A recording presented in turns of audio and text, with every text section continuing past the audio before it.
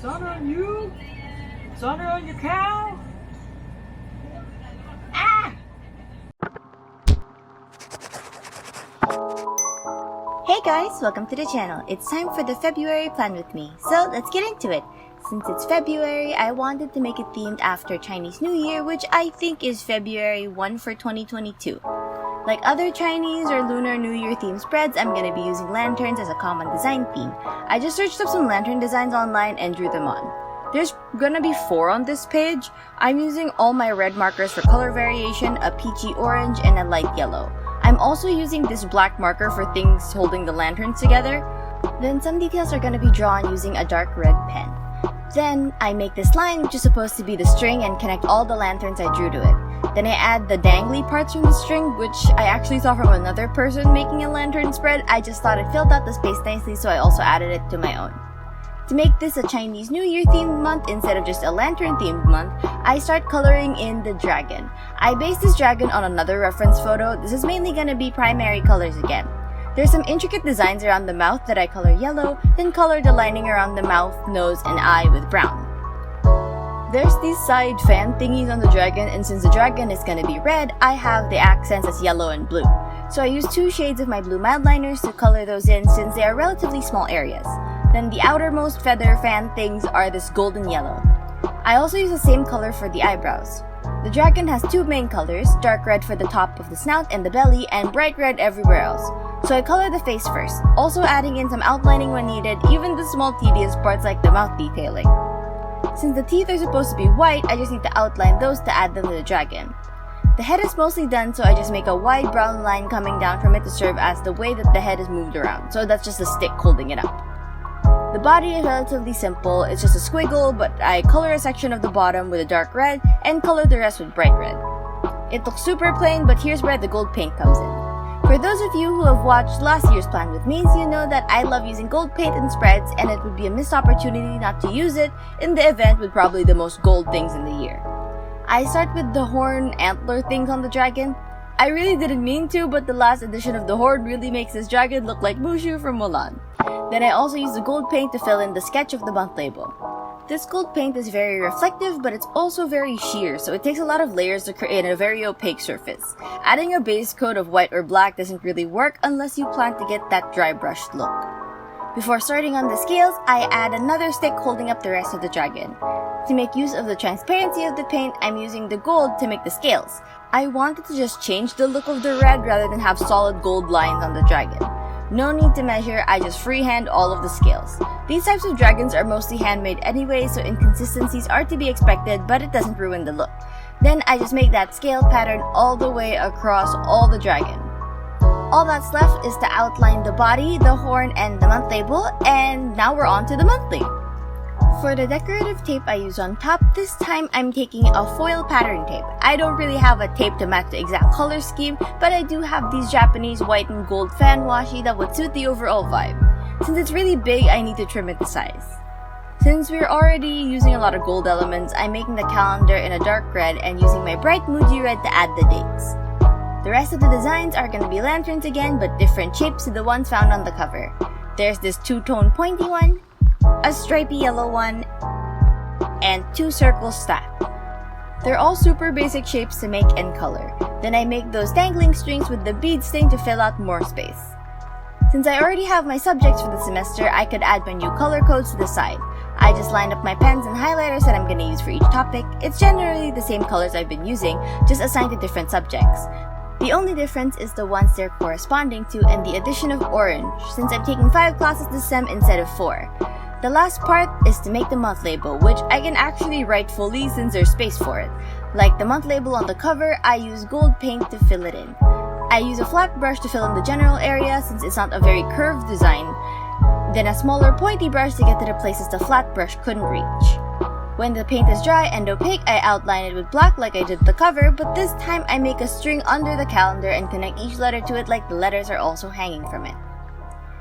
Since I don't have a long enough break and second sem is starting Feb 7, I still have my timed weekly design for this month. I have 3 red pens, a bright red Muji, light red, and dark red vintage, and also a yellow pen that I'm using for accents. For the corner calendar, the week labels are a bright red, while the rest of it is a lighter red vintage. The notes box under it is traced in dark red. For the time labels, those are going to be different per week, and you'll see why later when I get to the page design. But that's basically going to be a combination of my red pens and yellow pen to create a pattern you might see on a lantern. So this first week is going to have 3 light red on either side with 1 yellow in the middle. Now let's get to the usual life updates. Right now I'm in my sem break, which is basically 1 week of nothing before my classes start back up again. At the time I'm writing this, I got some of my grades back and I'd say they're disappointing. I know I could have done better on some requirements of the subjects for sure, but for others, it's actually pretty clear that I've done everything that I can and I really can't do anything anymore. One was because of a group project that I can't really control since it involves other people, and you know from last week how hard of a time I have working on group projects. And the other was just an overall bad class when barely anyone would get any feedback from the prof, even if people personally emailed them to ask. I mean, it's pretty normal to feel disappointed in grades, but you know, still gotta move forward. Now I'm actually on break. What have I been doing? Well, I'm working on videos, of course, and some org work. My org has a lot of big events during second semester, so I'm working on a lot of those.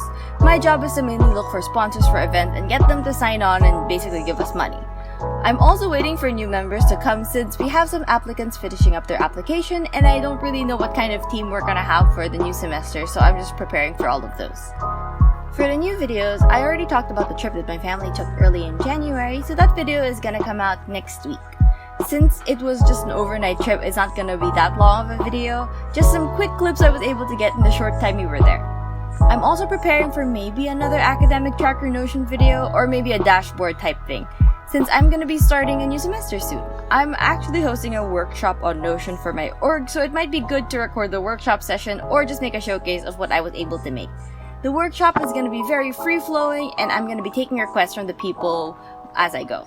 So at this point in time, I actually have no idea what I'm going to make for that workshop since they're gonna be the ones who are gonna tell me what they want to see. Then the video taking a lot of behind the scenes time is actually something that I've been kinda doing yearly since I started the channel. This is taking a lot longer than the other one since this is gonna be pretty drastic and actually requires money to complete. Some of you might be able to guess what that is, but I'm gonna keep the exact nature of it a secret for now. This has been a pretty short life update since it hasn't been that long since the last life update thing. So now, I'll go explain the design of my weekly. Just like how I removed the day labels from the washi tapes of my monthly, I'm trying to see if just having a corner calendar would be enough to mark which week I'm on. It's always been a hindrance for the designs I want to make to work around the dates and days of the week I need to write. So I'm trying it for the first time this month that I just don't write them and just dedicate myself to the decoration. A way I'm trying to keep a little bit of order is by changing up the weekly time colors. I already explained week 1. Week 2 is all bright red with a darker red stripe in the middle. Week 3 is an alternating dark red and yellow, and week 4 is 2 columns of yellow on either side with 3 bright red columns down the middle. The design on top is supposed to mimic the body of those dancing lions on Chinese New Year. To me, I've always looked at it like a layered curtain, so that's the look I kinda went for, having each layer be a different color with darkest on the bottom. Then this lion body stretches through all of the weekly with the tail on week 1. Of course, since it's Chinese New Year, I couldn't ignore the gold accents which I paint between each layer of red, so it'll emulate the gold trim on each layer of the costume. I didn't really have the space, so I couldn't put in extra details like the feet of the lion or the dancers under the costume.